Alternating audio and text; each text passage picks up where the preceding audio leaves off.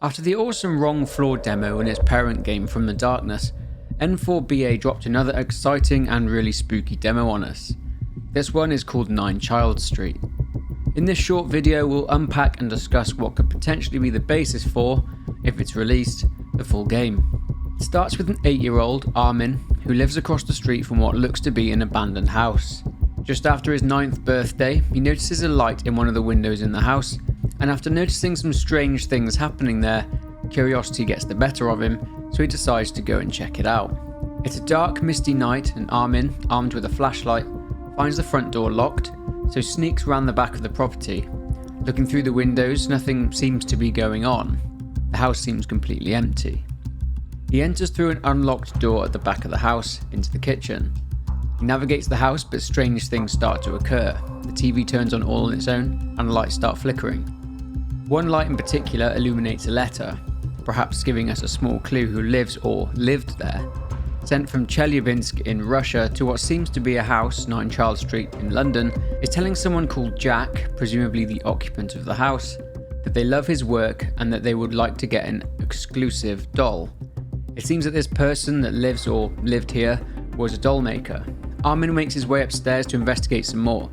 He finds 2 messages around the house, which when put together look like this.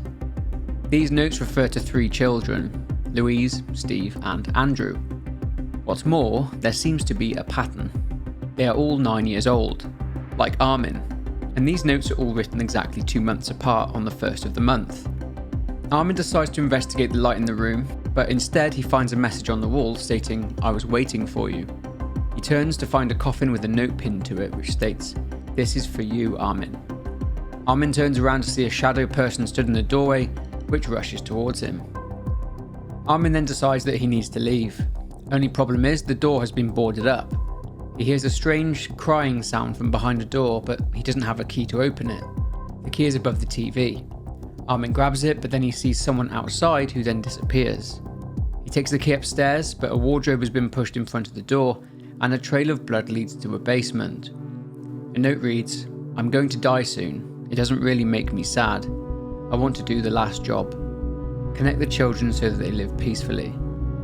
Armin heads down and sees a coffin down there, seemingly moving as if whatever is inside is trying to get out. He moves back the lid of the coffin and a body lies inside. Armin then wakes up from this nightmare, and it says, "But soon Armin will go to it."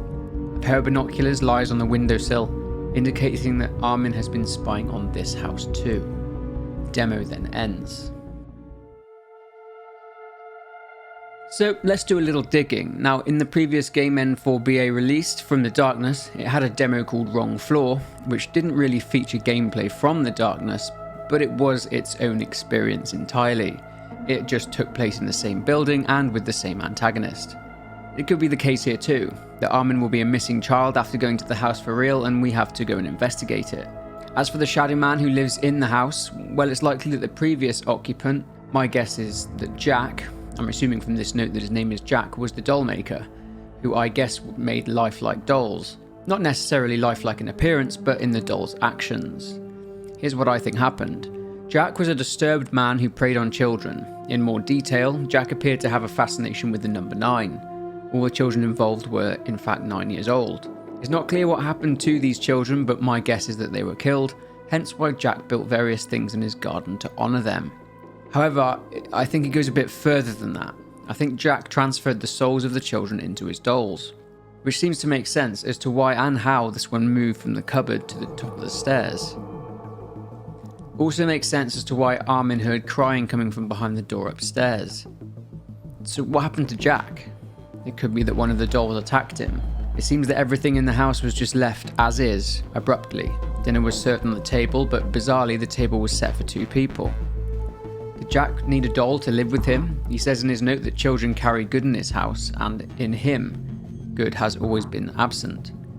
It could be that he turned them into dolls, and when they didn't act the way he wanted them to, he'd dispose of them and kidnap another child, making a new doll. It does seem that at least 2 dolls have existed before, Louise and Steve. On the entry here for the 1st of December it writes about Andrew. Could this doll be Andrew? Did Andrew kill Jack? Could Andrew's body be the one in the coffin in the basement? It's possible. Jack seemed to be spying on Armin, judging from the binoculars and the couch sat by the window upstairs.